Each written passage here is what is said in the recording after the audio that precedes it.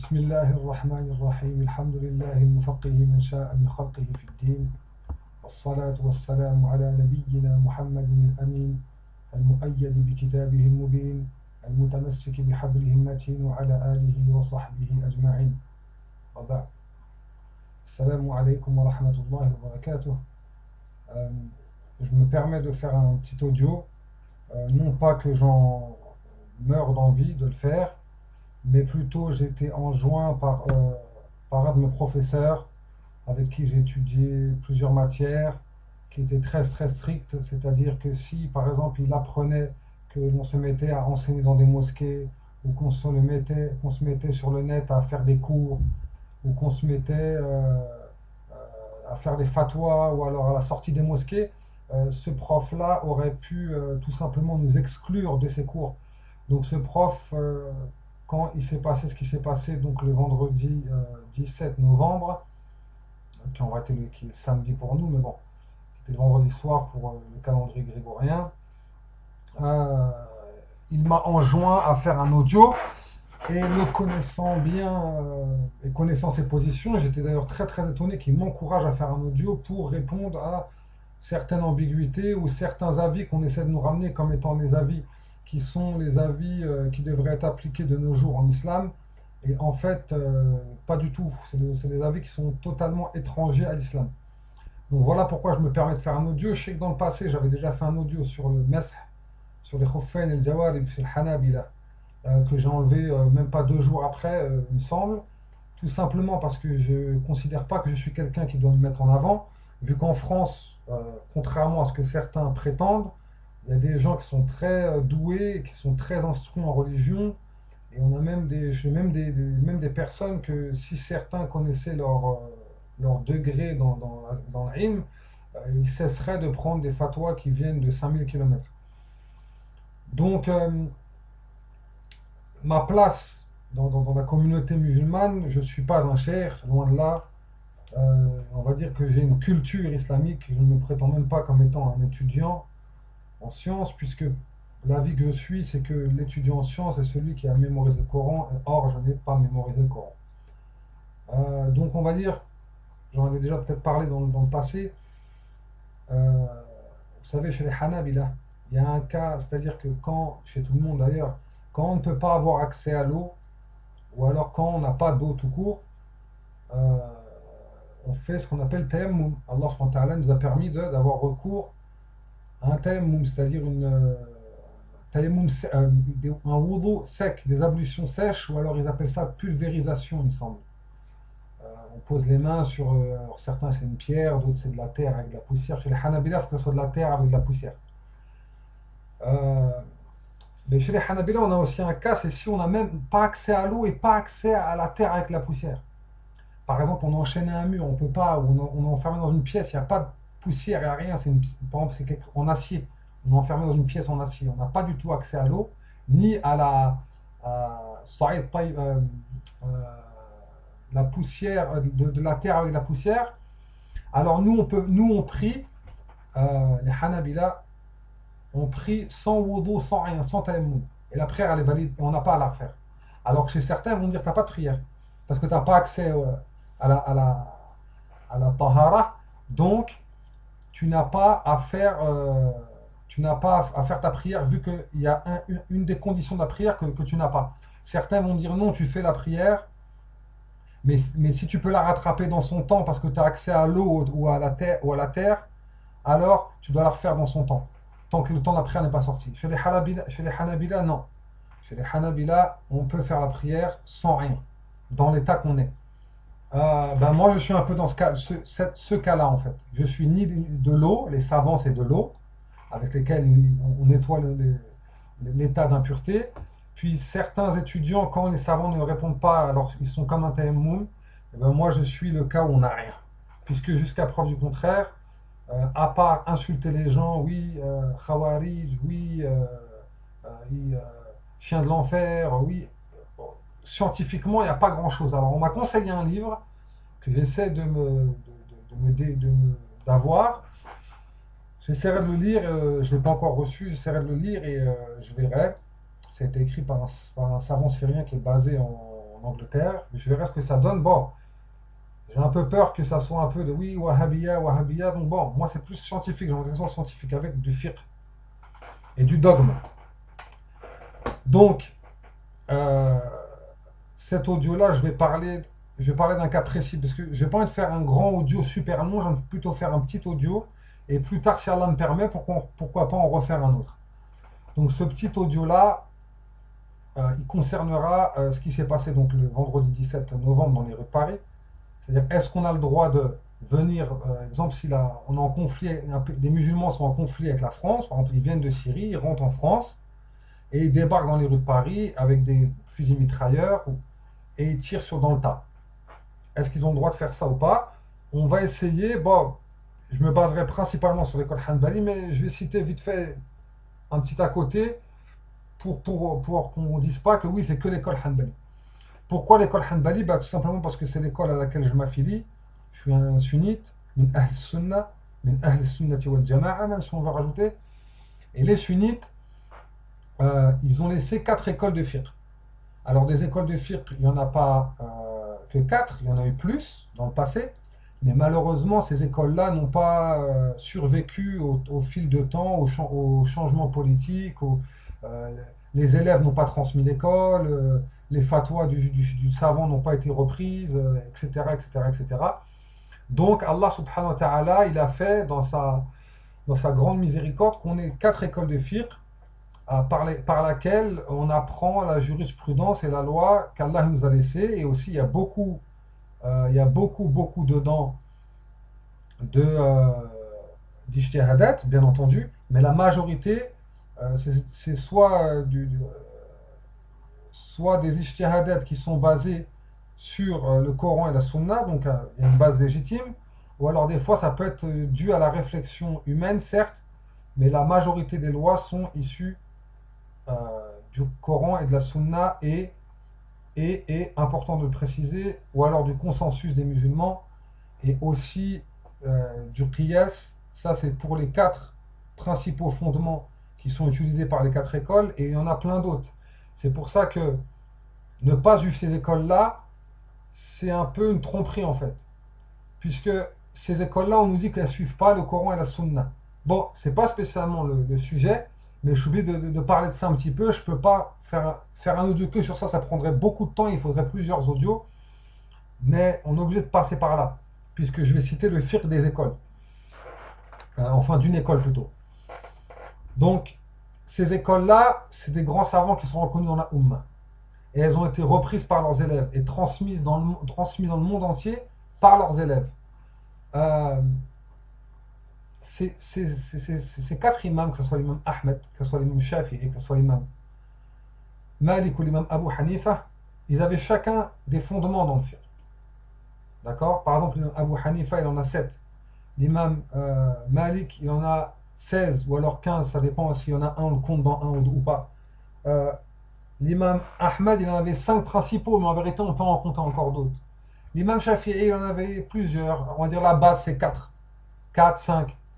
Ça dépend entre le madhab qu'il avait en Égypte ou le madhab qu'il avait en Irak. Par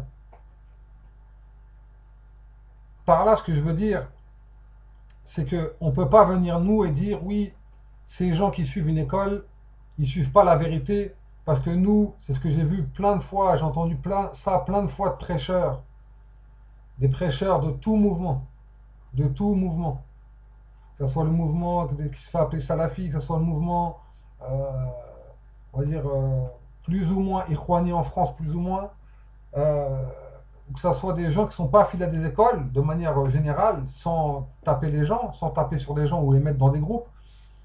Oui, nous, on suit la vérité où qu'elle est, on ne suit pas d'école de fiqh, parce que les écoles de fiqh, il y a des erreurs, et nous, on connaît c'est quoi la vérité, et nous, c'est nous qui allons vous dire, voilà, c'est quoi le vrai fiqh du Coran et de la Sunna. Alors déjà, on a précisé que il n'y a pas que le Coran et la Sunna, parce que ce n'est pas les seuls fondements. Une personne qui ose affirmer que son fiqh il se base sur le Coran et la Sunna, ça veut dire que cette personne-là, déjà, premièrement, elle n'a rien compris au fiqh. Elle n'a strictement rien compris au fiqh. Elle ne sait pas c'est quoi le fiqh. Et elle ne sait encore moins c'est quoi les 4 écoles. et elle sait encore moins c'est qui les imams. Parce que tous les imams, leur fiqh, il se base sur le Coran et la Sunna, certes, mais il se base aussi sur d'autres usul. Et il y a un consensus, qu'il y a aussi le consensus et le qiyas, l'analogie. C'est quoi le consensus? Donc c'est le consensus des savants musulmans, c'est pas le consensus des étudiants de tel groupe ou de tel savant dans telle ville ou de tel qui prêche pour tel groupe. Non. Et le Coran et la Sunna, chacun ils ont une compréhension selon la langue arabe ou selon les hadiths qui leur sont parvenus ou selon les degrés, qu'est-ce qu'ils font passer. Est-ce que le hadith ils le prennent dans l'absolu ou est-ce que des fois un hadith quand il est isolé, ahad, ils regardent, ils font très attention parce que peut-être l'information elle peut être mauvaise. Alors ça c'est un autre débat ou un autre sujet d'audio, pardon. Donc ces gens-là qui vous disent on suit Coran et Sunna, en vérité, Wallah, ils s'y retournent pas aux quatre écoles. Je ne sais pas comment ils suivent Coran et Sunna. Avec la compréhension de qui? Comment? Quelle compréhension? Parce que ces quatre écoles-là, c'est un héritage qu'on a reçu. Ça sous-entend que si on délaisse ces quatre écoles-là, si on les délaisse, ça veut dire que tout le monde il peut faire ce qu'il veut. Et il n'y a pas 10 000 solutions. Si on délaisse ces quatre écoles, ça veut dire quoi? Soit alors, moi, j'en ai rien à faire des quatre écoles et je fais mon propre ijtihad, c'est-à-dire moi j'ouvre le Coran, la Sunna, je regarde moi-même, avec quel fondement de fiqh? Allahu A'lam. Les fondements du PSG, les fondements, Allahu A'lam, les fondements de Casablanca, Allahu A'lam, c'est quoi les fondements? Ou alors, soit je regarde les quatre écoles de fiqh et je choisis ce qui m'arrange, le plus facile. Je prends toutes les facilités dans l'école et ça mène clairement à l'égarement. Parce qu'on peut citer des avis, Wallahi, vos poils ils vont s'hérisser. Si moi je me mets à suivre tous les avis faciles, je prends la facilité partout, Wallah, vous me voyez avec une bouteille de Nabil, je suis peut-être ivre, Allahu A'lam.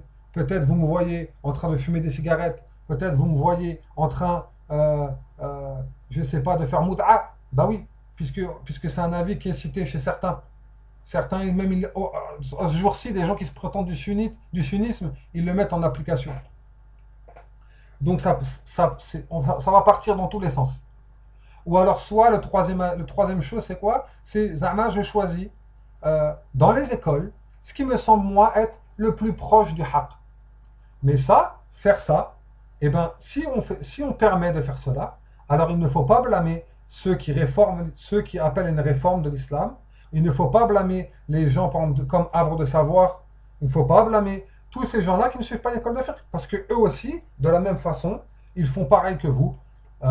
Ils analysent les avis des savants, ils analysent le Coran et la Sunna, et ils disent voilà, nous on pense que le plus proche de la vérité, c'est cet avis-là.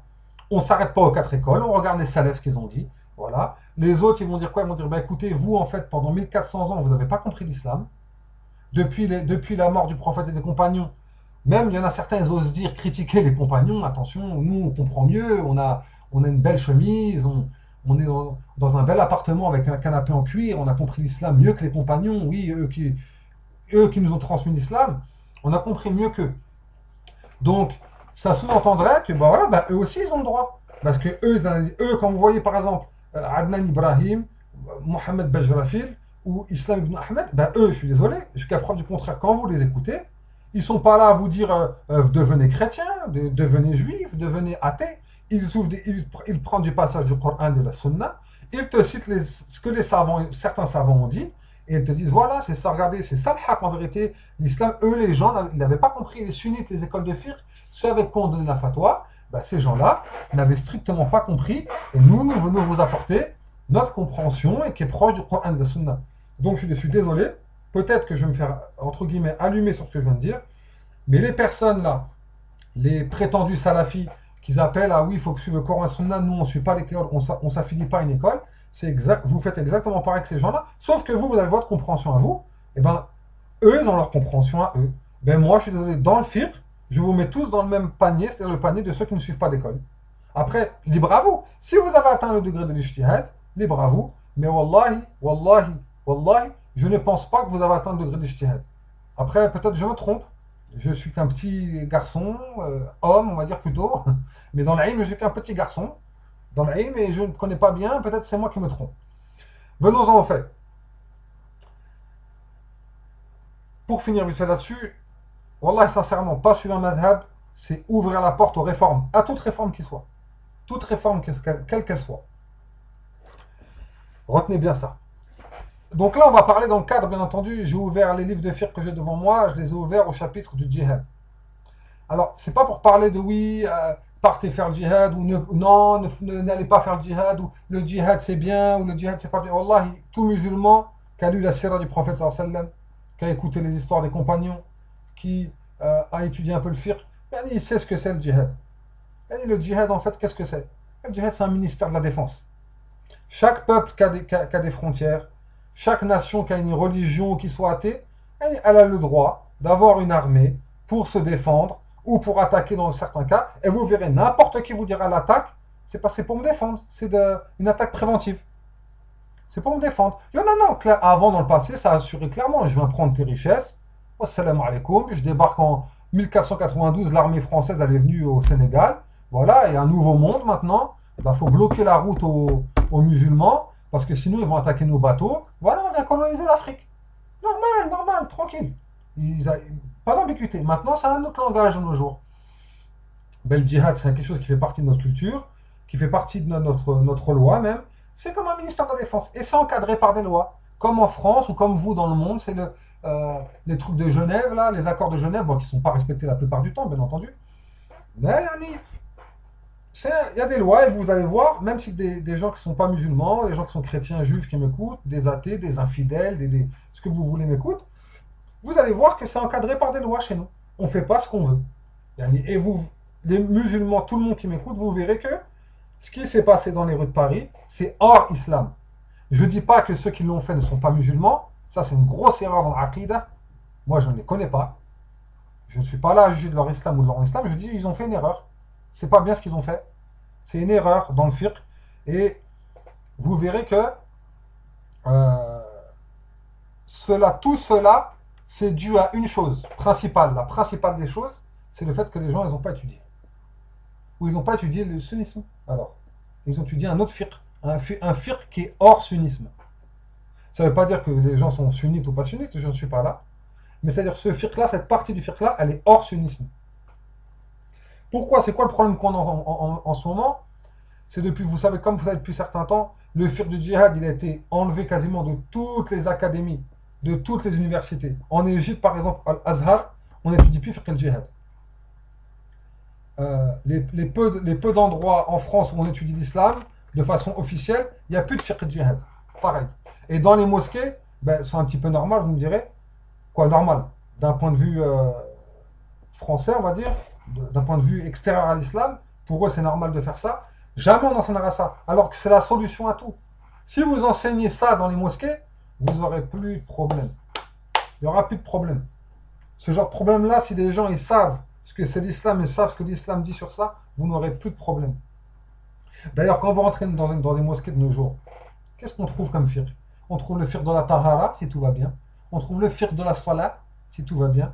Le fiqh de Ramadan, tous les ans pendant Ramadan. Alors les gens, tous les années, ils reposent les mêmes questions. Mais nous, on est là. Les imams, ils sont là pour éduquer la Ummah. Le fiqh du Hajj, un petit peu avant le Hajj, un mois avant le Hajj, ça commence. Même fiqh zakat, tu ne le trouves pas. Même les gens, ils ne savent même pas comment donner zakat. Là, c'est la honte. C'est une honte pour nous.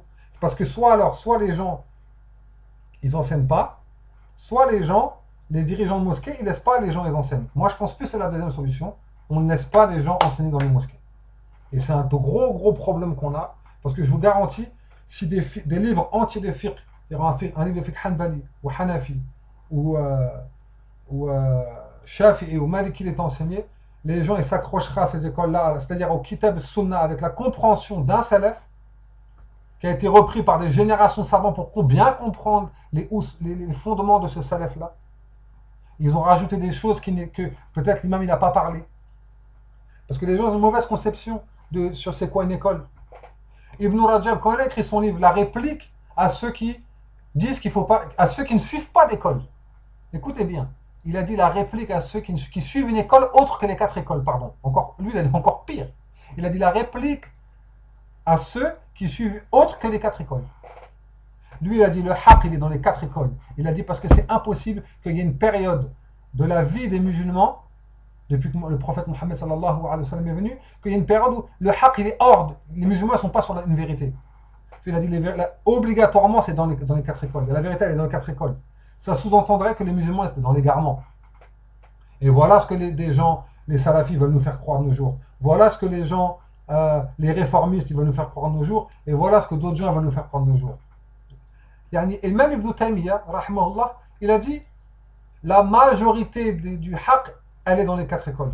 Parce que lui, il considère que c'est possible qu'il y ait des trucs qui ont échappé et que des savants qui n'étaient pas affiliés à ces écoles-là, ils avaient comme avis. C'est-à-dire que notre fiqh à nous, les sunnites, Ahl Sunnah, les gens ils aiment bien dire Ahl Sunnah, elle est dans ces 4 écoles-là. Et wallah, celui qui étudie ces 4 écoles-là, wallah, il verra s'il fait une bonne muqaddima dans le fiqh, il étudie bien c'est quoi le fiqh et comment c'est venu, le fiqh des sahaba, le fiqh des salaf, le fiqh des tabi'in, les atba' tabi'in et leurs élèves, vous verrez que le fiqh des 4 écoles, il remonte aux compagnons et donc il remonte au prophète sallallahu alayhi wa sallam. Hein?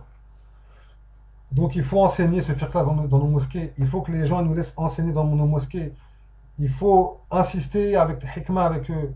Il faut leur faire comprendre que c'est la seule solution pour nous, pour que des jeunes ne dérivent pas. D'accord? Il faut craindre Allah subhanahu wa ta'ala. Il faut craindre Allah subhanahu wa ta'ala, il faut éviter de parler de nous-mêmes. Et quand nous on revient à ces 4 écoles-là, alors on revient à un fiqh qui est encadré par des générations de savants. Ok? Donc, je ne vais pas parler de beaucoup de sujets, je ne vais pas parler trop du qisas aujourd'hui, du talion. Je ne vais pas parler de la sécurité, quand on te donne la sécurité dans un pays. Je vais parler plus de est-ce qu'on a le droit de débouler dans les rues de Paris et tirer sur les gens. D'accord? Pour commencer, il y a Ibn Hazm qui cite dans un de ses livres qui est Maratib al-Ijma'. Donc il cite tous les ijma'at, tous les consensus qu'il y a eu. Bien entendu, ce livre-là a été critiqué parmi eux Ibn Taymiyyah, mais le consensus qu'il cite là, il n'a pas été réfuté. Il dit dedans, donc c'est le Dar ibn Hazm, la page 201. Il dit واتفقوا أنه لا يحل قتل صبيانهم ولا نسائهم الذين لا يقاتلون. Et ils se sont mis d'accord, tous les savants qui ont précédé Ibn Hazm se sont mis d'accord sur le fait qu'on ne tue pas d'enfants, leurs enfants, les enfants des combattants sur le champ de bataille, s'ils sont avec eux. Que dire si ce n'est pas un champ de bataille? On ne tue pas les enfants, leurs enfants, on ne tue pas leurs femmes, tant, bien sûr, ceux qui ne combattent pas. L'imam Ibn Juzay, dans Al-Qawanin al-Fiqhiyya, donc l'imam Juzay, il a fait un livre. Bon, la plupart du livre, c'est du fiqh maliki dedans, mais il cite un peu des autres écoles. C'est un livre pour les juges. C'est-à-dire que, comme ça, si quelqu'un fait quelque chose, il doit se faire juger. Bah, les juges, ils ont quand même les avis un peu des autres écoles pour pas, ils se disent, voilà, nous on connaît que le fiqh maliki, et parce que peut-être la personne a fait une chose qui est autorisée dans son école. Donc, la taba'a, c'est Dar al-Kutub al-Ilmiyya. C'est la page 108. Il cite الباب الثاني في القتال وفيه سبعة مسائل. Donc c'est le chapitre du combat et il y a 7 points à évoquer. المسألة الأولى, le premier point. في من يقاتل, on combat qui combat-on? وهم ثلاثة أصناف. Il y a 3 types de gens que les musulmans ils combattent. الكفار والبغاة والمحاربون. Les infidèles, mécréants, comment on peut les appeler, mécréants, infidèles, ceux qui ne suivent pas l'islam. Al-Buratu. Le Burat, c'est tous ceux qui vont se rebeller contre le pouvoir en place, tout ça. Ou Al-Muharibun, ceux qui te combattent. Et donc le cas, le statut des Burat et des Muharibun, il va en reparler dans le chapitre des sanctions corporelles. Donc il dit il dit que les kuffars on les combat tous, chrétiens, pas, en gros ça veut dire chrétiens, pas chrétiens, ce que tu veux, polythéistes, tout ça. Il dit il dit que c'est rapporté de Malik que Malik il voyait qu'on ne combat pas les Éthiopiens et on ne combat pas les Turcs. Allahu alam, peut-être parce que c'était les chrétiens que Allahu alam. je ne suis pas maliki, je n'ai pas développé la question pour savoir. Après, il dit ولا يقتل النساء ولا الصبيان اتفاقا إلا إن قاتلوا. D'accord? Il dit on ne tue pas les femmes, et on ne tue pas les enfants, et il y a un consensus là-dessus, sauf s'ils se mettent à combattre. Exemple, sur le champ de bataille, les hommes sont venus avec leurs femmes et les enfants. Une femme, elle veut te tuer, elle essaie de combattre, ou un enfant. Bah là, c'est pas, tu défends ta vie. D'accord? Ensuite, je vais plus parler du Madhab Hanbali, parce que c'est ce que j'ai étudié. Bon, je n'ai pas étudié le livre dont je vais vous parler, certes, mais c'est ce que j'ai étudié, donc c'est ce que je connais mieux. Donc, l'imam al-Hajjawi dans l'Iqna', à savoir que l'explication de l'Iqna', que le chef al-Qina', il est utilisé en Arabie Saoudite pour les juges. Moi, d'ailleurs, à la maison, j'ai l'édition même dont les juges se servent. Elle a été. Ils ont fait un travail de vérification du texte, tout ça. C'est les savants saoudiens, c'est ce qu'ils utilisent dans le ministère de la Justice. Donc là, pour faire court, pour ne pas prendre l'explication, j'ai pris juste l'Iqna'. Donc c'est Dar al-Alim Kutub. C'est le tome numéro 2, c'est la page, excusez-moi, c'est la page 73, pardon. Il dit وَإِذَا ذُفِرَ بِهِمْ حَرُمَ قَتْلُ صَبِيٍّ وَامْرَأَةٍ وَخُنْثَى وَرَاهِبٍ وَلَوْ خَالَطَ النَّاسِ وَشَيْخٍ فَانٍ وَزَمِنٍ وَأَعْمَى وَفِي الْمُغْنِ وَعَبْدٍ وَفَلَّاحٍ لَا رَأْيَ لَهُمْ إِلَّا أَن يُقَاتِلُوا أَوْ يُحَرِّضُوا عَلَيْهِ. D'accord? Donc il dit que quand les ennemis apparaissent face à toi, dans un combat, sur un champ de bataille par exemple, il est strictement interdit de tuer un enfant, une femme, un hermaphrodite, un moine, même si le moine est parmi les combattants. Parce qu'il faut savoir que souvent les chrétiens, quand ils combattaient, les croisés ou autres même, ils emmenaient avec eux les gens d'église pour qu'ils fassent des prières, pour qu'ils les bénissent, pour qu'ils portent la croix, etc. Donc ces gens-là, même s'ils sont parmi eux, tu n'as pas le droit de les tuer. Pourtant, ils sont avec eux sur le champ de bataille. Donc, le moine, il a aussi dit le vieux, on ne tue pas les vieux qui sont en fin de vie, on ne tue pas le malade qui ne peut pas bouger, et on ne tue pas l'aveugle. Et dans le Mourni, Ibn Qudama, donc Cheikh al-Madhab, Cheikh Ibn Qudama, c'est un grand savant Hanbali. La plupart des madhab Hanbali ils reposent sur lui. Il a dit on ne tue pas un esclave et on ne tue pas un agriculteur. Et en parlant de tous les gens là, il a dit ceux qui n'ont pas un pouvoir de décision dans leur peuple, ou alors qui ne combattent pas, ou alors qui n'encouragent pas leur peuple à combattre, c'est-à-dire à les tuer du musulman. Donc ceux qui sont pas les chefs de tribu, qui ne sont pas les chefs d'État, c'est pas le chef. Par exemple, avant qu'on ait un combat, des fois le roi il vient avec son armée, des fois, le roi il combat même pas en vérité des fois. Il vient avec l'armée, mais c'est lui le roi qui dit attaquez-les. Ce roi-là, bah, ça s'est tout en vu. On a essayé de tuer Napoléon, les gens ont essayé de tuer Hitler, ça s'est toujours vu, Yanni. On a toujours essayé de tuer le roi quand on est là, de loin, on essaie de le viser.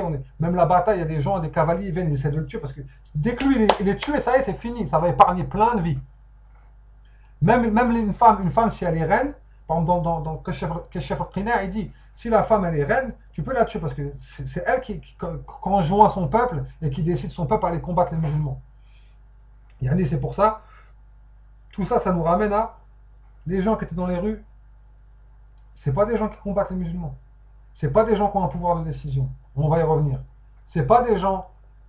C'est des gens, ils sont désarmés. On voit là, on tue pas l'agriculteur. C'est comme c'est des agriculteurs, c'est pareil. Ils sont là, ils vont travailler, ils rentrent chez eux. D'accord, mais peut-être ils sont au Bataclan, ils écoutent des chansons on chante la gloire de Satan ou je sais pas quoi. Mais ici, c'est pas un État islamique la France. Les gens, ils veulent aller écouter, ils veulent adorer le diable. Nous, en tant que musulmans ici, en vérité, on peut pas. À part les appels d'islam, tu veux faire quoi d'autre? Nous, le fiqh qu'on doit appliquer ici, nous, il n'y a pas 10 000 solutions. Soit c'est le fiqh de la Mecque, soit c'est le fiqh, les gens vont même dire, c'est le fiqh de l'Habasha. Les musulmans, quand ils ont immigré le Habasha, ils priaient chez eux. Ils n'appelaient pas les gens à l'islam. Ils ne faisaient pas de da'wah à Habasha. Quand les musulmans, Ja'far, radiallahu anhu, il est parti avec le groupe des musulmans, ils sont allés à Habasha, ils n'appelaient pas les gens à l'islam. Oui, nous, on nous fait voir la scène, oui, il appelle le roi, certes, il appelle le roi à l'islam, parce qu'on l'a demandé. Ils priaient chez eux, ils vivaient une vie normale. Nous, ça ne veut pas dire que nous, on doit être comme ça. Nous, on doit appeler les gens à l'islam. Si quelqu'un il vient nous agresser, en France, même la loi te permet de te défendre. L'islam, il te permet de te défendre, mais même la loi, tu te défends. Normal, tu te défends. Mais en France, euh, jusqu'à preuve du contraire, ils n'ont pas encore fait de loi où on doit tuer des musulmans. Bon, vu comment la situation se tourne, ça devrait, ça devrait arriver, puisqu'ils l'ont déjà fait il y a un peu moins de 100 ans. Ils ont fait des lois en Europe et ils étaient après un peuple, après plusieurs peuples même. Ils les ont mis dans des cages, ils les ont déportés, ils les ont tués, ils les ont mis en esclavage. Donc bon, on va dire, quand même en Europe, il y a quand même un génocide tous les 100 ans, hein, les gars. Il faudra lire un peu même les Français, là, il faudra un peu vous réveiller, il faut lire un peu l'histoire de votre continent. Hein. En Europe, il y a un génocide au moins tous les 100 ans. Hein. Donc bon, j'ai l'impression que le génocide prochain qui se prépare, c'est le génocide des musulmans. Peut-être je me trompe, hein, mais ça se prépare, quoi. Euh, sinon, donc pour revenir à ce que je disais, les gens qui vont suivre un fiqh hors sunnisme, ils vont nous dire oui, de notre temps, la situation a changé, maintenant c'est la démocratie, c'est plus un roi, tout ça. Donc tous les gens, ils votent pour un dirigeant, et donc ils ont tous un pouvoir de décision, donc on peut tous les tuer. Alors, premièrement, c'est faux, puisqu'on sait tous, nous vivons en Occident, qu'on n'est pas dans une démocratie, on est dans une oligarchie. D'accord? D'accord, les gens ils votent pour élire François Hollande ou le maire, tout ça, mais on sait très bien que les lois, on n'est pas consulté du tout. La preuve, regardez l'état d'urgence qui se passe, on n'est pas consulté du tout. Là, voilà, les gens ils font ce qu'ils veulent, c'est les sénateurs qui décident, les députés, les ministres, le président de la République, qui sont bon, peut-être un peu dirigés par des lobbies ou par des gens qui ont de l'argent, qui ont payé leur campagne, certes, mais c'est pas du tout le peuple qui décide. Et même si c'était le peuple qui décidait, dans le cas où on serait dans une vraie démocratie, on ne peut pas descendre dans les rues. Comment tu peux... Est-ce que moi, quand je marche dans la rue, je croise quelqu'un, je ne connais pas ses opinions politiques, et je ne connais pas ses opinions vis-à-vis d'un musulman. Si c'est quelqu'un qui encourage les gens à tuer des musulmans, si c'est quelqu'un, c'est lui qui a voté la loi, que c'est à cause de ça. Non, on peut pas faire ça. Sincèrement, on peut pas faire ça. Après, pour faire bref, on va me dire oui, c'est le qisas. Eux, ils tuent des enfants et des femmes, alors nous, on tue enfants, femmes, eux, ils tuent des civils, alors on tue des civils. Déjà, il faut savoir que le qisas, c'est pas ça du tout. Le qisas, c'est le talion, pour ceux qui ne savent pas. Le talion, alors que si par exemple quelqu'un venait me frapper et me casse une dent ou me crève un œil, je vais voir le juge. Si la personne s'enfuit et je ne peux pas l'atteindre, le juge ne peut pas l'atteindre plutôt, on n'attrape pas son frère ou son enfant ou sa femme pour lui enlever une dent, pardon, ou pour lui crever un œil. C'est pas comme ça du tout que ça se passe. Donc, faut arrêter. L'exemple le plus frappant, c'est si une femme musulmane elle se fait violer, je suis désolé, on n'attrape pas la fille ou la femme du violeur et on la viole. C'est l'exemple le plus frappant. Alors oui, Cheikh Ibn Uthaymin, il y a dans une fatwa qu'il a donnée pour les Russes, oui. Mais c'est Ibn Uthaymin parmi combien? 1400 ans de fiqh. On peut pas, on peut pas. Le prophète sallallahu alayhi wa sallam, il ne s'est pas vengé de cette façon-là. Il ne s'est pas vengé de cette façon-là. Il n'a pas attrapé les enfants de ceux qui ont tué son oncle. Il n'a pas attrapé les femmes de ceux qui ont tué les musulmans. C'est ceux qui ont tué, ceux qui se sont fait attraper, qui n'ont pas été pardonnés. Parce que beaucoup ont été pardonnés. Ceux qui n'ont pas été pardonnés en temps de guerre, ils ont été attrapés. Voilà, eux, Abu Jahl il s'est fait tuer, mais on n'a pas été tué avec les mains, par exemple. On a tué Abu Jahl. Vous comprenez ce que je veux dire? La ilaha illallah Muhammad Rasulullah. Ou alors certains vont dire la situation elle a changé, c'est plus comme avant. Bah donc là on revient à un truc de la réforme. Hein. Donc en fait vous voulez réformer le fiqh qu'on a depuis 1400 ans. Mais cette situation-là, elle a déjà eu en pire. Des situations comme on a maintenant, là, en pire, en pire. Écoutez-moi bien, en Espagne, quand les Espagnols ils ont reconquis l'Espagne, ils ont fait des massacres. Vous savez c'est quoi des massacres? Vous croyez qu'ils ont laissé les musulmans comme ça? Après, ils ont torturé les musulmans par le feu, ils ont obligé à kfar, à apostasier. Ces situations-là, elles ont existé. Il y a eu plein de terres musulmanes qui étaient musulmanes et qui se sont fait reconquérir par des chrétiens ou par d'autres. Vous ne pouvez pas me dire que ça n'existe pas, ça existait avant. Donc retournez au fiqh de ces gens-là. Est-ce qu'ils permettaient de tuer tout le monde? Non. On combattait les combattants. On combattait les hommes. On ne combattait pas les femmes, les enfants. Non. C'était pas comme ça du tout. En Espagne, vous savez, il y a une ville, elle s'est fait prendre. Vous savez combien de femmes ils ont pris? Ils ont pris 900 femmes vierges musulmanes.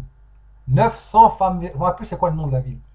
900 femmes vierges musulmanes, ils les ont envoyées au Vatican pour que ça soit des esclaves sexuels.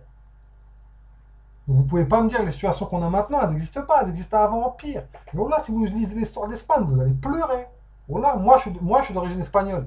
Si vous lisez l'histoire d'Espagne, voilà, vous allez pleurer, vous allez avoir des larmes aux yeux, vous allez plus en croire vos yeux ce qui s'est passé.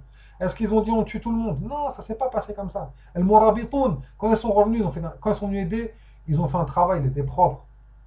C'est un travail propre, c'est des gens qui craignent Allah. Nous, on doit craindre Allah, mes frères et sœurs. Wallah, on doit craindre Allah. Moi, le premier, Wallah, je dois craindre Allah. On ne doit pas parler sans science. On ne doit pas insulter les gens. Les gens font des erreurs. Wallah, on doit essayer de ne pas les insulter. Les gens ne comprennent pas. Les gens, ils n'ont pas étudié. Ils pensent, ils ont le Coran Sunna, ils lisent, ils sont contents. Voilà, ouais, regarde, il y en a un tel, il s'est fait tuer, c'est comme ça qu'il faut faire. Oui, mais il faut essayer de comprendre notre religion, mes frères et sœurs. Wallah, moi, il y a des choses que j'ai compris après des années, je n'avais pas compris avant. Je ne parle pas de ça, pas du chapitre du djihad, des autres trucs. Je n'avais pas compris. Wallah, je n'avais pas compris. J'essayais de comprendre. Je croyais que j'avais compris. J'étais content. Je croyais que j'avais mieux compris que tout le monde. Mais en fait, j'avais rien compris. C'est pour ça, mes frères et sœurs, il faut beaucoup craindre Allah subhanahu wa ta'ala. Wallah, il faut revenir aux savants. Parce que je sais, il y a des gens, ils disent oui, mais les savants sont corrompus. Certes, mais peut-être que des savants sont corrompus. Mais certes, de toute façon, le professeur Sam, il a dit à la fin des temps, il y aura des ignorants pieux, dévots, des ignorants qui sont dévots et des savants qui sont corrompus. Donc, je ne veux pas rendre mensongère la parole du prophète sallallahu alayhi wa sallam. Mais même accuser un savant de vendu en soi, en disant tel savant c'est un vendu, wallah c'est chaud les frères, vous vous rendez pas compte, c'est chaud. C'est très très chaud. Moi je vous dis pas je suis là à défendre tout le monde, je sais pas défendre tout le monde, je sais qu'on essaie de craindre Allah. Le but, wallah, c'est de craindre Allah. Allah subhanahu wa ta'ala, dans le Coran, des fois il y a des choses qu'il a révélées, il a dit on vous a prescrit le jeûne du mois de Ramadan afin que vous craignez Allah. Peut-être vous allez atteindre la piété. Il faut qu'on craigne Allah subhanahu wa ta'ala. Et craindre Allah subhanahu wa ta'ala, c'est appliquer le fiqh comme il se doit. Quand on fait la prière, on ne fait pas la prière comme on veut. On ne dit pas ouais la situation elle a changé. Quand on fait Ramadan, on ne dit pas ça a changé. Regardez, voilà, il fait chaud l'été. Moi je suis en Suède. Ben voilà, j'ai le droit de boire de l'eau. J'ai le droit de boire de l'eau. Ben c'est pas grave. Non, wallah, c'est pas ça. Il faut craindre Allah. On a un héritage de fiqh. Prenons cet héritage de fiqh là, acceptons-le.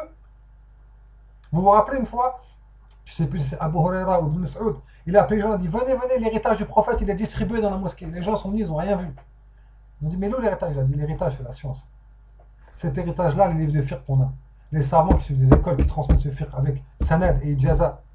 Parce qu'un savant, quand il vous transmet un fiqh, il faut qu'il ait un sanad. Il faut qu'il ait une ijaza dans le livre qu'il vous transmet. C'est pas n'importe qui prend un livre et vous enseigne un livre comme ça. Et il vous dit ouais, moi j'ai compris ce livre-là. Parce que l'ijaza elle est là pour garantir la bonne compréhension du livre. Et tous ceux, en France, on est bien servis, masha'Allah. Tous ceux qui disent, moi j'ai tel ijaza, moi j'ai ijaza dans ci, moi j'ai ijaza dans ça, et patati et patata. Et mais tout le savoir qu'il donne aux gens, et ben, il est contraire aux ijazas qu'il a pris. Hein? Ben, son ijaza, ben, ça sert à rien. C'est comme si moi je suis conducteur de Formule 1, ben, je prends ma Formule 1, je rentre dans le mur avec. Et j'ai pris une ijaza dans la Formule 1. Mais je prends la Formule 1 et je viens et je vais tout droit, je rentre dans le mur. Ben, j'applique pas ce qu'on m'a appris. Il faut faire les virages serrés, il faut rétrograder, il faut suivre les gens pour gagner de l'air, pour gagner de la vitesse. Ben, c'est comme ça, le fiqh c'est comme ça. Donc j'ai pris beaucoup de temps. J'essaierai plus tard de parler d'autres sujets comme la sécurité ou comme le talion, Inch'Allah, avec ma modeste connaissance, puisque personne en France ou très très peu de gens en parlent. Et je vous remercie de m'avoir écouté. Si j'ai fait une erreur, c'est pas de ma faute. Shaitan, il m'a fait croire que je connaissais. Et si j'ai dit bon, je remercie Allah subhanahu wa ta'ala. C'est lui qui m'a accordé la réussite. Et je vous souhaite tous le bien.